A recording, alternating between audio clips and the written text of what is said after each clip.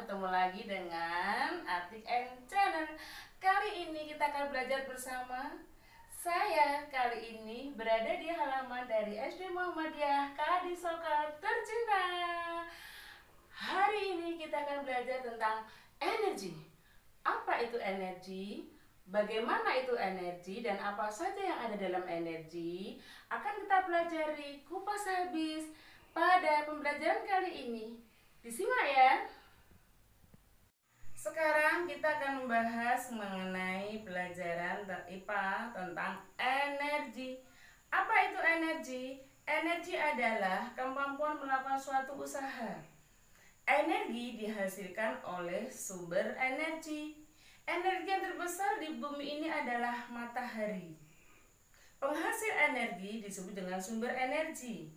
Matahari itu merupakan sumber energi terbesar di bumi dan menghasilkan dua macam energi, yaitu energi cahaya dan energi panas. Berikut ini kita akan membahas mengenai manfaat matahari sebagai sumber energi di bumi ini. Yang pertama adalah penguapan air di muka bumi.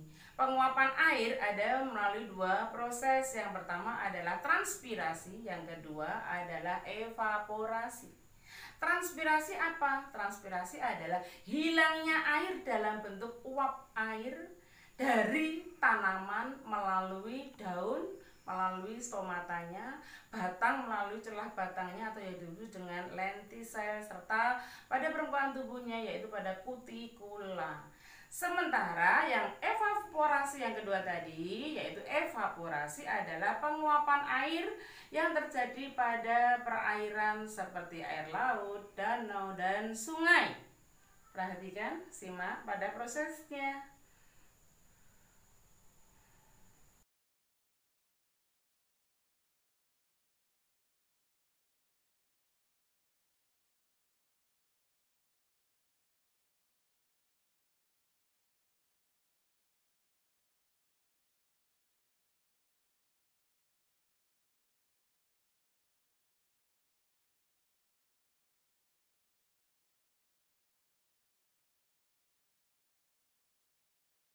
Manfaat energi matahari berikutnya adalah panas matahari itu juga bisa mempertahankan suhu atmosfer kehidupan di bumi sehingga sesuai untuk kehidupan manusia, hewan, dan tumbuhan.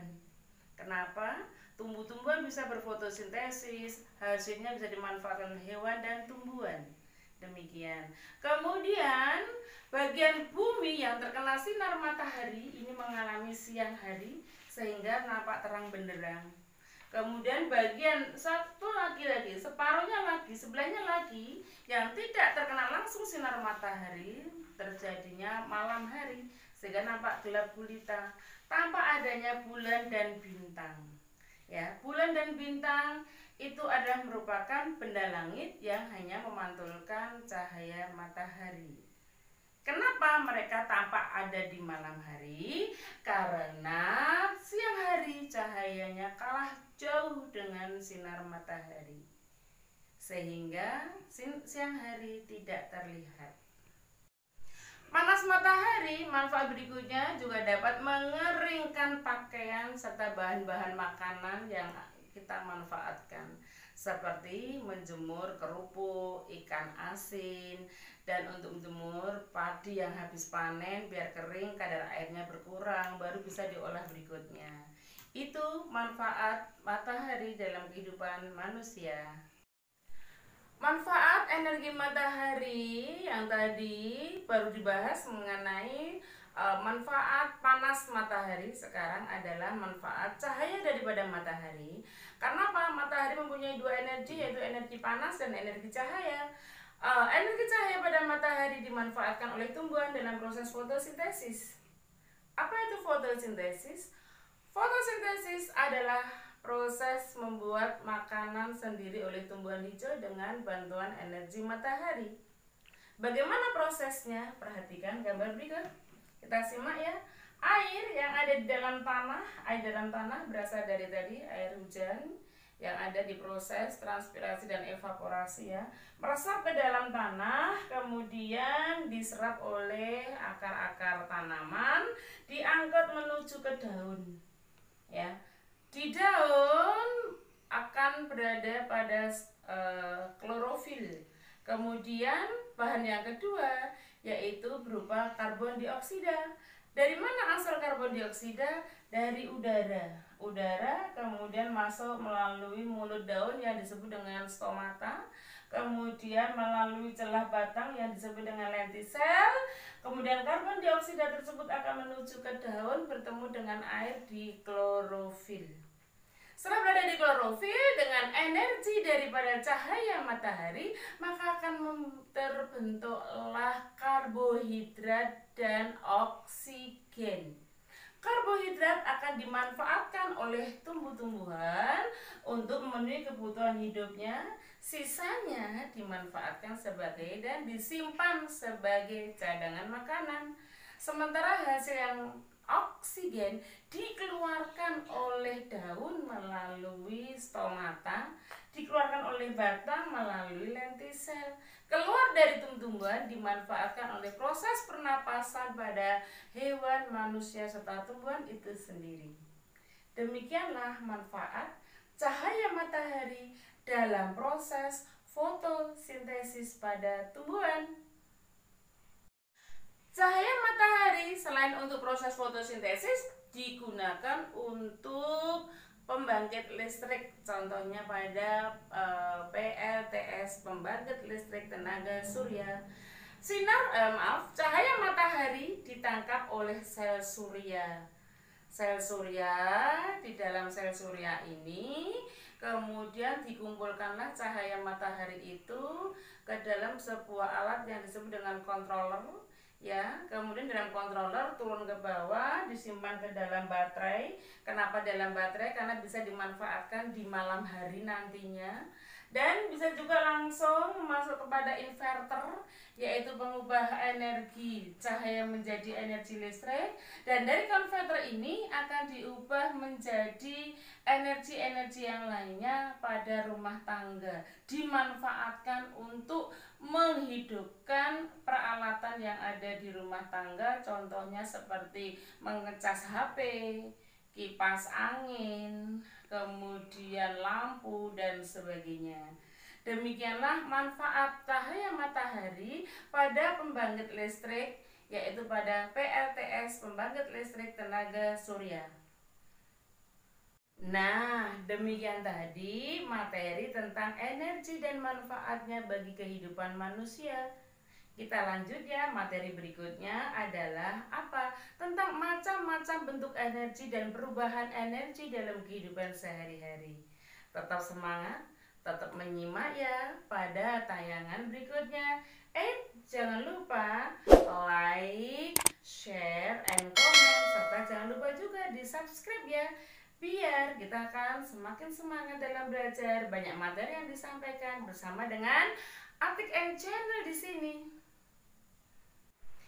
Bagaimana anak-anak? Apakah kalian masih semangat untuk belajar berikutnya? Ya, kita masih membahas mengenai macam-macam bentuk energi. Energi yang pertama adalah energi listrik, energi panas, energi gerak, energi cahaya, dan energi bunyi. Kita akan membahas satu persatu macam-macam bentuk energi berikut. Pembahasan mengenai bentuk energi yang pertama adalah energi listrik. Energi listrik dihasilkan oleh semua benda yang bermuatan listrik. Pada semua benda yang menghasilkan energi disebut dengan sumber energi. Nah, sumber energi listrik di sini adalah dihasilkan oleh pada pembangkit-pembangkit listrik seperti pembangkit listrik tenaga angin, pembangkit listrik tenaga air, pembangkit listrik tenaga nuklir, pembangkit listrik tenaga surya, serta pembangkit listrik tenaga geotermal. Ya, jadi energi listrik dihasilkan oleh pembangkit listrik tersebut. Kemudian bentuk energi yang kedua yaitu energi panas. Energi panas dihasilkan oleh semua benda yang menghasilkan panas. Contohnya adalah sinar matahari, kemudian api, panas bumi, dua tangan yang kita gosok seperti ini pun lama-kelamaan juga akan menimbulkan panas. Sementara juga dua gesekan benda yang bergesek. Pernahkah kalian melihat kereta api melintas kemudian mengerem secara mendadak, maka akan muncul percikan-percikan api karena panas. Itulah yang disebut bahwa energi panas dihasilkan oleh semua benda yang menghasilkan panas bisa berasal dari gesekan kedua permukaan benda. Bentuk energi yang ketiga adalah energi gerak yang sering disebut dengan energi kinetik. Energi gerak atau energi kinetik adalah energi yang dihasilkan oleh benda yang bergerak. Contohnya, sumber energinya adalah kipas angin. Kemudian angin itu apa? Adalah udara yang bergerak. Sementara bentuk energi yang keempat adalah energi cahaya. Adalah energi yang dihasilkan oleh benda yang mengeluarkan cahaya. Contohnya adalah matahari, kemudian api unggun, lampu. Ada hewan yang mengeluarkan cahaya yaitu kunang-kunang, kemudian juga bisa senter, ya, itu mengeluarkan energi cahaya. Bentuk energi yang kelima adalah energi bunyi. Energi bunyi ini dihasilkan oleh benda yang menghasilkan bunyi. Contohnya adalah sirine dan ambulan, kemudian suara petir, kemudian adalah gitar listrik yang dipetik, radio juga. Nah, sementara sumber energi atau bentuk energi yang keenam itu adalah energi kimia. Apa itu energi kimia? Adalah energi yang dikeluarkan oleh benda yang mengeluarkan reaksi kimia. Nah, kita akan membahas mengenai hukum kekekalan energi yang disampaikan oleh para ahli. Salah satunya adalah James Prescott Joule yang menyatakan bahwa energi itu tidak dapat diciptakan atau dimusnahkan, hanya dapat diubah dari bentuk energi satu menjadi energi yang lainnya. Kita akan membahas mengenai macam-macam perubahan energi. Macam perubahan energi yang pertama itu adalah perubahan energi listrik menjadi energi panas, contohnya pada alat setrika, rice cooker, dan oven. Kemudian yang kedua, perubahan energi berikutnya yaitu energi listrik menjadi energi gerak, contohnya yaitu kipas angin, blender, dan bor. Yang ketiga adalah energi listrik diubah menjadi energi cahaya, yaitu pada lampu dan neon. Kemudian yang keempat, perubahan energi listrik menjadi energi bunyi, yaitu radio, speaker, gitar listrik. Kemudian yang kelima adalah perubahan energi kinetik atau gerak menjadi energi listrik, yaitu pada alat kincir angin. Kincir angin ini digerakkan oleh angin. Ya, angin akan menggerakkan kincir akan menggerakkan aerogenerator. Nah, aerogenerator inilah yang berfungsi mengubah energi gerak menjadi energi listrik. Demikian juga pada air terjun. Air terjun, gerak pada air terjun menggerakkan turbin, turbin menggerakkan generator, dan generator itulah yang mengubah menjadi energi gerak menjadi energi listrik. Kemudian perubahan energi berikutnya yang ketujuh adalah perubahan energi kimia menjadi energi gerak. Contohnya, kita makan, ya, sehari-hari kita makan, kemudian makanan yang masuk dalam tubuh kita ini menjadi sebuah energi. Energi dalam tubuh kita bisa kita gunakan untuk segala aktivitas. Kemudian energi kimia berikutnya adalah pada bensin. Bensin masuk kepada mesin kendaraan. Pada mesin kendaraan akan menggerakkan kendaraan tersebut, maka energi kimia diubah menjadi energi gerak. Nah, demikian tadi macam-macam perubahan energi dari bentuk energi yang satu menjadi energi yang lainnya dalam kehidupan kita sehari-hari. Anak-anak, tahukah kalian dari pemaparan yang tadi macam-macam energi dan bentuk perubahan energi, tahukah kalian energi apa saja yang banyak banyak sekali dilakukan atau dimanfaatkan oleh manusia? Iya, betul. Energi listrik. Energi listrik ini berasal dari pembangkit listrik seperti PLTA, PLTS, PLTG, PLTN. Nah, energi listrik ini banyak sekali dimanfaatkan oleh manusia. Untuk itu harus dihemat penggunaannya. Bagaimana cara penghematan energi? Satu, yaitu menggunakan peralatan listrik yang mempunyai daya watt rendah. Yang kedua adalah menggunakan lampu hemat energi. Yang ketiga, jika tidak digunakan peralatan listriknya harus dimatikan.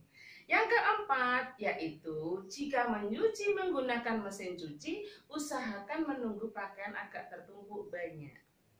Demikian tadi beberapa cara untuk penghematan penggunaan energi listrik.